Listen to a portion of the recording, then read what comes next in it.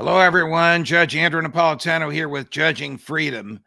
Today is Tuesday, February 1st, 2022. It's about 1:35 in the afternoon here on the East Coast of the United States. There is brewing in Washington, D.C. You know, this doesn't have to do with Nancy Pelosi or Mitch McConnell or President Biden. A dispute on the hallowed grounds of Georgetown Law School between the dean and a professor. Now, they're both friends of mine, and this is an issue about free speech, not freedom of speech, but free speech. I'll tell you what I mean by both in a second.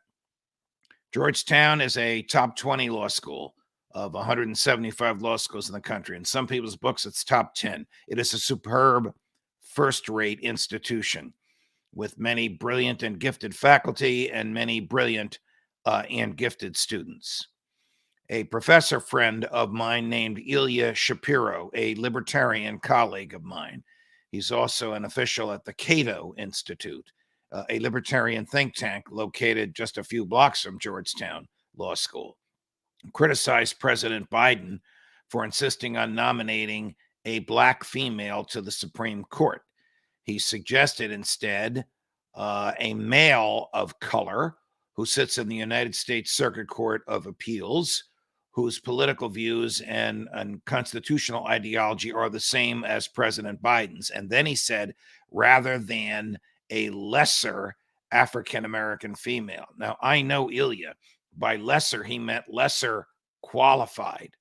I don't want to use the name of the person he suggested, but that judge is a truly brilliant and gifted judge, highly qualified for the office, but he is a he. Enter Bill Treanor, another friend of mine. Bill is the former dean of Fordham Law School and now the dean of Georgetown Law School, and he has suspended Professor Shapiro because of this phrase. I hate when people get punished because of their speech. But again, just like in the Joe Rogan and Spotify dust-up, this is not about the freedom of speech. The freedom of speech, which is protected by the First Amendment, only protects the speaker from the government. It does not protect the speaker from his boss. So when I was at Fox for 24 years, if I said something that upset my bosses, they could silence me. And there's no constitutional implication there because Fox is not the government. Georgetown is not the government. In the Joe Rogan case, Spotify is not the government.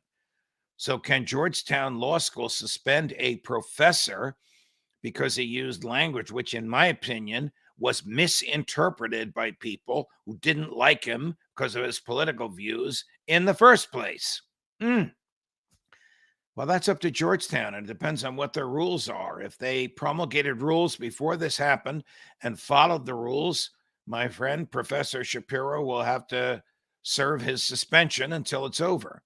But if they did not promulgate rules, or if they promulgated them but didn't follow them, then my friend Professor Shapiro will prevail over my friend Dean Treanor, and the good professor will be back where his students want him to be. By the way, he's a dynamic professor and very popular with students, but he's a libertarian. I mean, a libertarian in a law school faculty, although there's another prominent libertarian there, the most prominent libertarian legal scholar at any law school in the country, Professor Randy Barnett, but a libertarian in a law school faculty would be like a rabbi in the College of Cardinals. I mean, it could happen if you disguised yourself, but if you reveal what you really are, it's not going to last.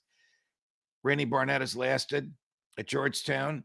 Ilya Shapiro will last there as well. But here's the intriguing thing. This is a law school. This is not Spotify making money, worried about Neil Young and one of the members of the Bruce Springsteen's E Street Band not wanting their music on the same platform as Joe Rogan's guests. This is a law school that teaches the values of free speech, that teaches the free speech is a right that comes from our humanity, from within us. It doesn't come from the government. It doesn't come from our neighbors. Certainly it doesn't come from the law school. It comes from within us. If Ilya Shapiro used improper language or insensitive language or language that was misinterpreted, he'll have to deal with it. He's very bright and very articulate, and he can explain himself. But to deplatform him, to deny his pupils the right to hear from them and his colleagues the ability to interact with his brilliance is just wrong. Bill Treanor, Bill, bring Ilya back. Judge Napolitano on a law school dispute at Georgetown Law. I went to the other Catholic law school, Notre Dame, but we'll compare the two of them at another time. Judging Freedom.